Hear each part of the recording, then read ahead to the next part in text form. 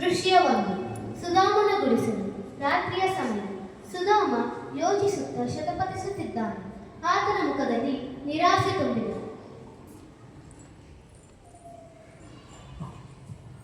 ಸುಧಾಮ, ಜೀವನದಲ್ಲಿ ಬರೀ ಕಷ್ಟಗಳೇ ಬರುತ್ತಿವೆಯಲ್ಲ. ಸುಖದ ದಿನಗಳು ಯಾವಾಗ ಬರುತ್ತವೋ ಅದೆಲ್ಲ ದೇವರಿಗೆ ಗೊತ್ತು. ಹೆಂಡತಿ, ಬಡತನ ನಮ್ಮ ಬೆನ್ನು ಹತ್ತಿದೆ, ಅದು ನಮ್ಮನ್ನು ಬಿಟ್ಟು ಹೋಗುವುದಿಲ್ಲ. ಸುಧಾಮ, ಬಡತನ ನಮಗಿರಲಿ, ಮನೆ ತುಂಬ ಮಕ್ಕಳಿರಲಿ ಎಂದು ದೇವರಲ್ಲಿ ನೀ ಬೇಡಿಕೊಂಡೆಯೋ ಹೇಗೆ? ಹೆಂಡತಿ, ಮಕ್ಕಳಿರಲಿ ಅಂದಿದ್ದು ನಿಜ, ಆದರೆ ಮಕ್ಕಳ ಪ್ರವೇಶ. ಮಕ್ಕಳು, ಅಮ್ಮ ಅಮ್ಮ ಹಸಿವಾಗಿದೆ. ಮಗ, ನನಗೂ ಹಸಿವು, ಊಟ ಕೊಡಮ್ಮ. ಹೆಂಡತಿ, ನೋಡಿದ್ರ ಮಕ್ಕಳೆಲ್ಲ ಹಸಿವಿನಿಂದ ಕಂಗಾಲಾಗಿವೆ. ಪಾಂಡಿತ್ಯವುಳ್ಳ ನನ್ನ ಗಂಡ ದುಡಿದು ತತ್ತಾರಂತ ತಿಳಿದಿದೆ. ಸುಧಾಮ, ಯಾವುದಕ್ಕೂ ಕಾಲ ಕೂಡಿ ಬರಬೇಕಲ್ಲ. ಹೆಂಡತಿ, ಅಂತೂ ಇಂತೂ ನಮಗೆ ಬಡತನವೇ ಗತಿ. ಸುಧಾಮ, ಚಿಂತೆ ಮಾಡಿದರೆ ಏನು ಬಂತು? ಜೀವನದಲ್ಲಿ ಬಂದದ್ದನ್ನು ಅನುಭವಿಸಲೇಬೇಕು, ಅದೇ ಮಾನವ ಧರ್ಮ. ಹೆಂಡತಿ, ನೀವು ನೀತಿ ಹೇಳುವುದರಲ್ಲಿ ಬಹಳ ಮುಂದು. ಸುಧಾಮ, ನೀತಿ, ನಿಯಮ, ವಿಧಿಯತೆ, ಪಾಂಡಿತ್ಯ ಇದ್ದುದರಿಂದಲೇ ಗುರುಕುಲದಲ್ಲಿ ಶ್ರೀಕೃಷ್ಣನನ್ನ ಸ್ನೇಹಿತನಾದದ್ದು. ಹೆಂಡತಿ, ಮಾತು ಮಾತಿಗೂ ಶ್ರೀಕೃಷ್ಣ ನನ್ನ ಸ್ನೇಹಿತನಾಗಿದ್ದ ಅಂತೀರಿ. ಸುಧಾಮ, ಓ, ನಿಜಕ್ಕೂ ಆತ ನನ್ನ ಪರಮ ಮಿತ್ರನಾಗಿದ್ದ. ಗುರುಕುಲದಲ್ಲಿ ಒಟ್ಟಿಗೆ ವಿದ್ಯಾಭ್ಯಾಸ ಮಾಡಿದ್ದೆವು. ಹೆಂಡತಿ, ಸತ್ಯ ಹೇಳುವಿರಾ? ಆ ಶ್ರೀಮಂತರಲ್ಲಿ ನೀವೆಲ್ಲಿ? ಯಾಕೆ ಸುಮ್ಮನೆ ಬಡಾಯಿ ಬಿಡ್ತೀರಾ? ಸುಧಾಮ, ಯಾಕೆ ಸುಳ್ಳು ಹೇಳಲಿ ನಾನು? ಕೃಷ್ಣ ಸದಾ ನನ್ನ ಜೊತೆಯಲ್ಲಿಯೇ ಇರುತ್ತಿದ್ದ, ಒಟ್ಟಿಗೆ ಕಲಿಯುತ್ತಿದ್ದೆವು. ನನ್ನನ್ನು ಕಂಡರೆ ಅವನಿಗೆ ಅಪಾರ ಪ್ರೀತಿ, ಸ್ನೇಹ, ಗೌರವ. ಹೆಂಡತಿ, ಅಂತಹ ಶ್ರೀಮಂತ ಸ್ನೇಹಿತರಿದ್ದರೂ ಇಲ್ಲಿಯವರೆಗೆ ನೀವು ಏಕೆ ಅವರ ಹತ್ತಿರ ಸಹಾಯ ಕೇಳಲಿಲ್ಲ? ಸುಧಾಮ, ಬಡವನಾದವ ದೊಡ್ಡವರ ಮನೆಗೆ ಸಹಾಯ ಕೇಳಲು ಹೋಗಬಾರದು. ಹೆಂಡತಿ, ಸ್ನೇಹಿತರೆದುರು ಎಂಥ ಸ್ವಾಭಿಮಾನ!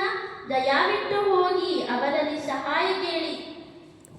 ಸುಧಾಮ, ಹೇಗೆ ಕೇಳುವುದು?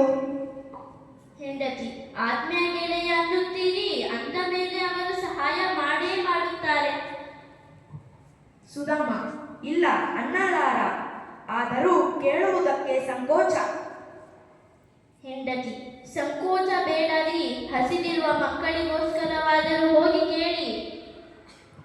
ಸುಧಾಮ, ಆಗಲಿ, ಹೋಗುತ್ತೇನೆ. ಆದರೆ ಗೆಳೆಯನನ್ನು ನೋಡಲು ಬರಿಗೈಯಲ್ಲಿ ಹೋಗಲ್ಲ. ಹೆಂಡತಿ, ನಿನ್ನೆ ತಂದ ಅವಲಕ್ಕಿಯನ್ನು ಸ್ವಲ್ಪವೇ ಉಳಿದಿದೆ. ಮಕ್ಕಳ ಉಪಹಾರಕ್ಕೆ ಏನೇನು ಸಾಲದು, ಅದನ್ನೇ ಕಟ್ಟಿಕೊಡಲೇ? ಅದನ್ನಾದರೂ ನನಗೆ ಕೊಡಮ್ಮ. ಹೆಂಡತಿ, ತುಸು ತಡೆದುಕೋಕಂತ. ದೇವರ ದಯೆ ಇದ್ದರೆ ಈ ಅವಲಕ್ಕಿಯೇ ಬಂಗಾರವಾದಿದ್ದು, ಗಂಡನಿಗೆ ಕಟ್ಟಿಕೊಡಲೇ? ಸರಿ, ಹಾಗೆ ಮಾಡು.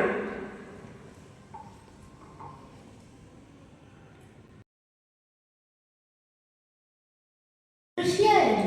ಕೃಷ್ಣನ ಅರಮನೆ. ಕಾವಲುಗಾರ ಸುಧಾಮನನ್ನು ಅರಮನೆಯೊಳಕ್ಕೆ ಬಿಡದೆ ಬಾಗಿಲಲ್ಲೇ ನಿಲ್ಲಿಸುವನು.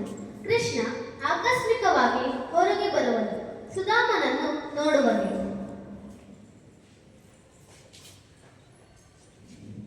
ಕೃಷ್ಣ, ಓ ಸುಧಾಮ, ಯಾವಾಗ ಬಂದೆ? ಬಾ ಒಳಗೆ. ಸುಧಾಮ, ಶ್ರೀಕೃಷ್ಣ ಮಹಾರಾಜರು.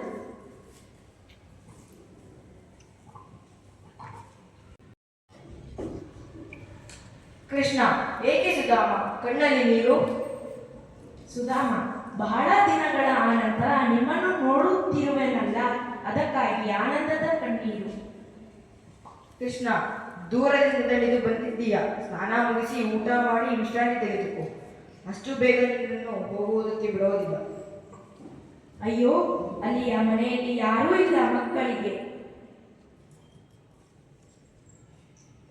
ಕೃಷ್ಣ, ಸುಮ್ಮನಿರು. ಒಂದ ತಕ್ಷಣ ಹೋಗಬೇಕಿದ್ದರೆ ಯಾಕೆ ಬಂದೆ? ಯಾರಲ್ಲಿ?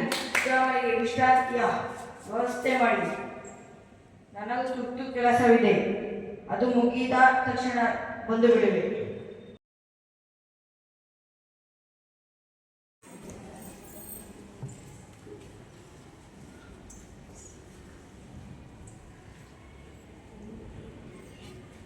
ಸುಧಾಮ, ಅರೆ ನಾನು ಹೋಗಿ ಬರುವುದರೊಳಗೆ ಇದು ಹೇಗೆ ಸಾಧ್ಯವಾಯಿತು?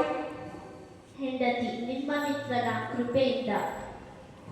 ಸುಧಾಮ, ನನ್ನ ಮಿತ್ರ ಶ್ರೀಕೃಷ್ಣನಿಂದ? ಹೆಂಡತಿ, ಹೌದು, ಆ ಮಹಾರಾಯ ಶ್ರೀಕೃಷ್ಣನಿಂದಲೇ. ಸುಧಾಮ, ನಾನು ಅವನಿಗೆ ಸಹಾಯ ಮಾಡುವೆಂದು ಹೇಳಿಯೇ ಇಲ್ಲ. ಹೆಂಡತಿ, ನಿಜವಾಗಿಯೂ? ಸುಧಾಮ, ಸತ್ಯವಾಗಿಯೂ. ಹೆಂಡತಿ, ನೀವು ದ್ವಾರಕಾ ನಗರ ತಲುಪಿದ ದಿನವೇ ಅಲ್ಲಿಂದ ಸೇವಕರ ದಂಡು ಬಂತು.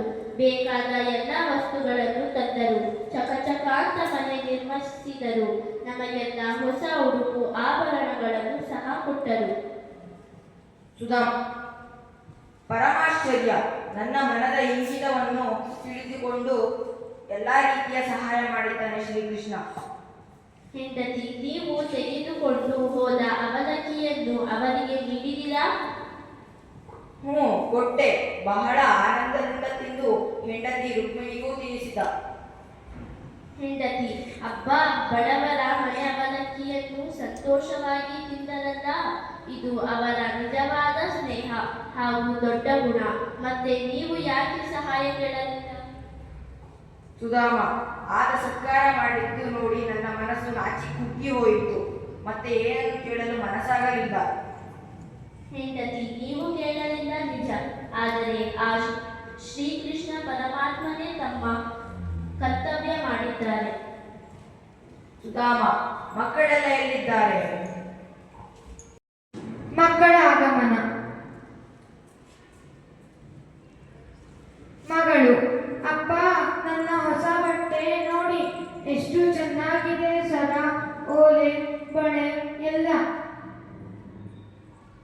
ಮಗ, ಅಪ್ಪ, ನಿಮಗೂ ರೇಷ್ಮೆ ಬಟ್ಟೆ ಕೊಟ್ಟಿದ್ದಾರೆ ನೋಡಿ. ಸುಧಾಮ, ನನಗೆ ಬೇಡ, ನೀವೆಲ್ಲ ಧರಿಸಿಕೊಳ್ಳಿ. ನನಗೆ ಆ ಕೃಷ್ಣ ದೇವನ ಸ್ನೇಹವೇ ರೇಷ್ಮೆ ಬಟ್ಟೆ. ಅವನ ಮಾತೇ ನನಗೆ ಆಭರಣ. ಅವನಂತಹ ಗೆಳೆಯನನ್ನು ಪಡೆದ ನಾನೇ ಧನ್ಯ.